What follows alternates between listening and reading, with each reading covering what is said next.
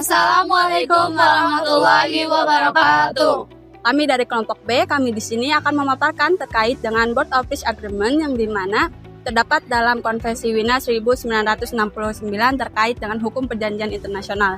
Yang dimana di sini yang akan kita analisa yaitu yang pertama persetujuan negara, yang kedua prinsip pasca servanda, yang ketiga reservasi dalam perjanjian, yang keempat hubungan hukum nasional dan juga hukum internasional, yang kelima pengakhiran atau penarikan diri, yang keenam adalah konflik dengan jus coven. Nah, sebelum kita menganalisis lebih lanjut di sini perkenalkan terlebih dahulu. Perkenalkan, nama saya Yunita dengan NIM 111240060.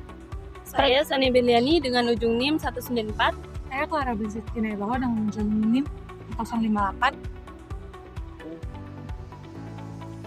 Perkenalkan, saya Amelia Mawati dengan NIM 111240191. Perkenalkan, saya Arcita Natania Zahwa dengan NIM 11124019193. Perkenalkan, nama saya Alif Bima Klaten Widodo dengan NIM 1111240059. Baik, kita sudah perkenalkan diri, mari kita simak analisa dari teman-teman kelompok B. Board of Peace Agreement merupakan salah satu bentuk perjanjian internasional yang dibuat untuk menciptakan perdamaian dan menjaga hubungan baik antar pihak yang terlibat. Adanya perjanjian ini dilatar belakangi oleh kebutuhan untuk menjaga stabilitas internasional serta menjaga terjadinya konflik yang dapat merugikan banyak pihak. Melalui kesepakatan ini, setiap pihak diharapkan dapat menyelesaikan permasalahan dengan cara damai, seperti melalui dialog maupun kerjasama. Dalam hukum internasional, suatu perjanjian harus memiliki dasar hukum yang jelas agar dapat diakui dan mengikat para pihak.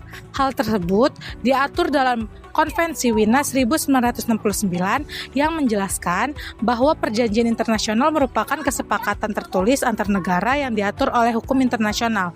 Karena itu, Board of Peace Agreement dapat dikaitkan dengan Konvensi Wina 1969, terutama dalam prinsip bahwa sebuah perjanjian harus dibuat berdasarkan persetujuan bersama, memiliki tujuan yang jelas, dan dilaksanakan dengan itikat baik.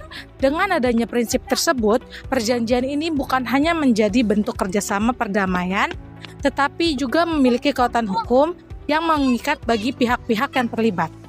Pernahkah kalian bertanya bagaimana sebuah perjanjian internasional itu seperti Board of Peace itu bisa mengikat negara kita secara sah?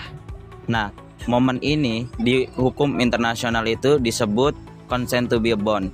Jadi di Indonesia itu diatur dalam Undang-Undang Nomor 24 Tahun 2000 tentang Perjanjian Internasional.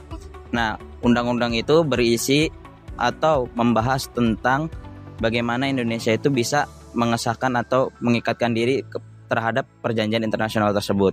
Nah, Indonesia itu bisa mengikatkan diri melalui penandatanganan, kemudian pertukaran dokumen ataupun ratifikasi. Tetapi apabila perjanjian internasional ini menyangkut tentang keamanan, kedaulatan, itu wajib melalui ratifikasi agar si peraturan perjanjian internasional ini bisa mengikat secara sah kedua belah pihak. Kemudian perjanjian internasional ini itu membawa dampak yang sangat besar terhadap yuridis di Indonesia. Nah, dampak yuridis ini di Indonesia itu adalah tentang penyelarasan atau perubahan undang-undang agar peraturan agar bisa sesuai dengan isi perjanjian tersebut.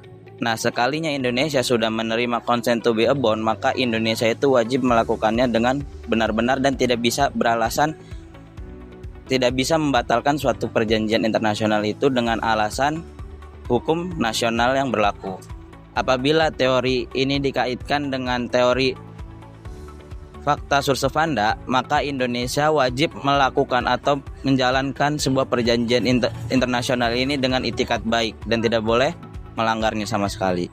Pada bagian ini saya akan membahas terkait dengan prinsip pasca servanda, yang dimana prinsip ini terdapat dalam pasal 26 Konvensi Wina 1969. Prinsip ini berarti setiap perjanjian yang telah berlaku wajib dipatuhi oleh para pihak dengan itikat yang baik. Jika Indonesia sudah resmi terkait dengan Board of Peace Agreement, maka Indonesia wajib menjalankan kewajiban yang terdapat dalam perjanjian tersebut. Contohnya, apabila terdapat kewajiban kontribusi dana, kerjasama keamanan, atau dukungan politik internasional, maka Indonesia harus melaksanakannya. Namun, perlu dikritisi juga apakah kewajiban tersebut justru dapat membebani Indonesia. Misalnya, jika ada kewajiban finansial besar atau campur tangan asing yang terlalu luas, maka hal itu bisa berpotensi mempengaruhi kedaulatan negara. Selain itu, perjanjian seperti ini juga dapat menimbulkan resiko ketergantungan terhadap pihak internasional. Jika Indonesia terlalu bergantung pada bantuan, pendanaan, atau keputusan lembaga luar, maka posisi Indonesia dalam menentukan kebijakan nasional bisa menjadi kurang independen. Tidak hanya itu, ada juga kemungkinan munculnya tekanan politik internasional. Misalnya, ketika Indonesia tidak sepenuhnya mengikuti isi perjanjian, negara lain atau organisasi internasional dapat memberikan tekanan diplomatik maupun politik terhadap Indonesia. Karena itu, pemerintah harus berhati-hati agar kerjasama internasional tidak merugikan kepentingan nasional Indonesia. Pasti merupakan pernyataan sepihak yang dilakukan oleh suatu negara untuk menandatangani, meratifikasi, menerima, atau menyetujui suatu perjanjian internasional dengan tujuan untuk mengecualikan atau mengubah adanya akibat hukum dari ketentuan tertentu dalam perjanjian tersebut. Dalam praktik hubungan internasional, reservasi sering digunakan agar suatu negara itu tetap dapat bergabung dalam perjanjian internasional tanpa harus adanya menerima seluruh isi perjanjian secara mutlak.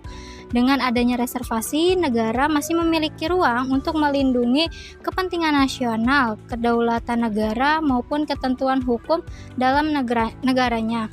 Jika dikaitkan dengan Board of Peace Agreement, reservasi ini dapat muncul apabila terdapat pasal-pasal tertentu yang dianggap kurang sesuai dengan kepentingan Indonesia. Misalnya, apabila terdapat ketentuan yang berpotensi membatasi kewenangan negara dalam mengatur keamanan nasional, pengelolaan sumber daya alam, atau kebijakan strategis lainnya, maka Indonesia secara teori dapat mengajukan reservasi terhadap pasal tersebut. Artinya Indonesia itu tetap menerima dan menjadi pihak dalam Board of Peace Agreement secara keseluruhan. Tetapi Indonesia itu memberikan pengecualian terhadap ketentuan tertentu yang dianggap merugikan atau tidak dapat diterapkan sepenuhnya di Indonesia. Jadi reservasi ini bukan berarti menolak keseluruhan perjanjian, melainkan hanya memberikan batasan terhadap pasal tertentu. Namun, reservasi ini tidak dapat dilakukan secara bebas. Dalam Konvensi Wina juga dijelaskan bahwa reservasi hanya diperbolehkan apabila perjanjian tersebut tidak secara tegas melarang adanya reservasi. Selain itu, reservasi juga tidak boleh bertentangan dengan tujuan dan maksud utama dari perjanjian internasional tersebut. Pasal 27 Vienna Convention of the Law of Trade. Pasal 27 ini menyatakan bahwa suatu negara tidak dapat menggunakan hukum nasionalnya sebagai alasan untuk tidak melaksanakan perjanjian internasional. Yang artinya, ketika suatu negara telah menyatakan diri terikat pada suatu perjanjian internasional, maka negara tersebut memiliki kewajiban untuk melaksanakan isi perjanjian tersebut secara penuh.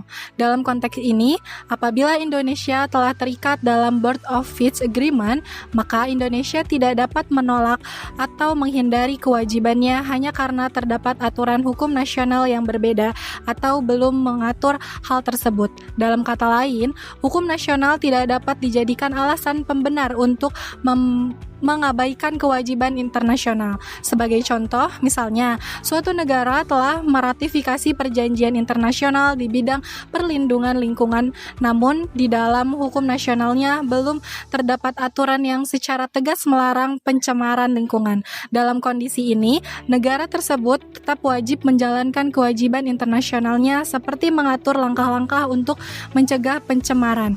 Negara tidak bisa berdalih bahwa hukum nasionalnya belum mengatur karena kewajiban internasional tetap harus dipenuhi.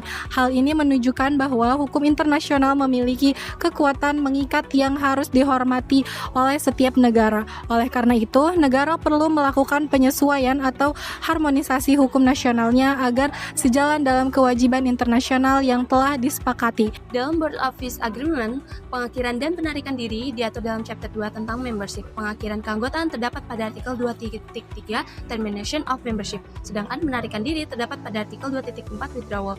Pada artikel 2.3 dijelaskan bahwa keanggotaan suatu negara dapat berakhir karena masa keanggotaan habis, adanya penarikan diri, keputusan pemberhentian, keanggotaan ataupun karena organisasi Board of Peace dibubarkan.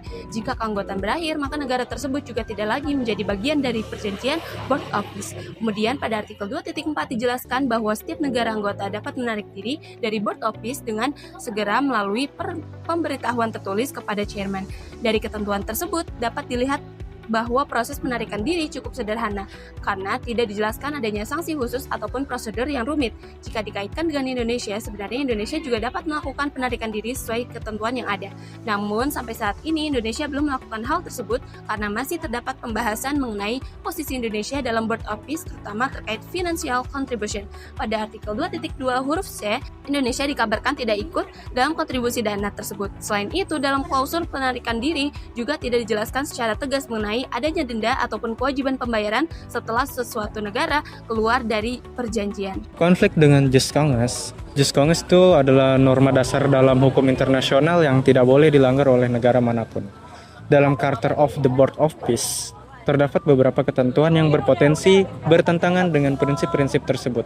Pertama, dari sisi kedaulatan negara. Berdasarkan piagam kekuasaan yang sangat besar kepada chairman yaitu Donald J. Trump, sehingga keputusan organisasi tidak sepenuhnya berada di tangan negara-negara anggota. Kedua itu dari sisi persamaan kedaulatan. Meskipun setiap negara memiliki satu suara, keputusan tetap harus disetujui oleh chairman dan dapat diveto olehnya, sehingga kedudukan negara tidak sebenar-benar setara. Satu lagi dari sisi non-intervensi. Tujuan organisasi untuk memulihkan pemerintahan yang dianggap sah dan tidak membuka peluang campur tangan terhadap urusan dalam suatu negara. Keempat, dari sisi hak menentukan nasib sendiri. Kewenangan tersebut dapat mengurangi hak rakyat untuk menentukan sistem pemerintahan mereka sendiri. Berdasarkan analisis tersebut, dapat disimpulkan bahwa Charter of the Board of Peace memiliki tujuan yang baik, yaitu menciptakan perdamaian dan stabilitas global. Namun, piagam ini memberikan kekuasaan yang terlalu besar kepada chairman, sehingga menimbulkan pertentangan dengan prinsip-prinsip dasar hukum internasional, seperti kedaulatan negara, persamaan kedaulatan, non-intervensi, dan hak menentukan nasib sendiri. Sekian dari kelompok kami. Kata-kata dari kelompok kami, perdamaian dunia tidak cukup dibangun dengan kekuasaan yang besar, tapi harus ditegakkan juga di atas keadilan, kesetaraan, dan penghormatan terhadap kedaulatan setiap bangsa. Kami dari kelompok B mengucapkan Wassalamualaikum warahmatullahi wabarakatuh.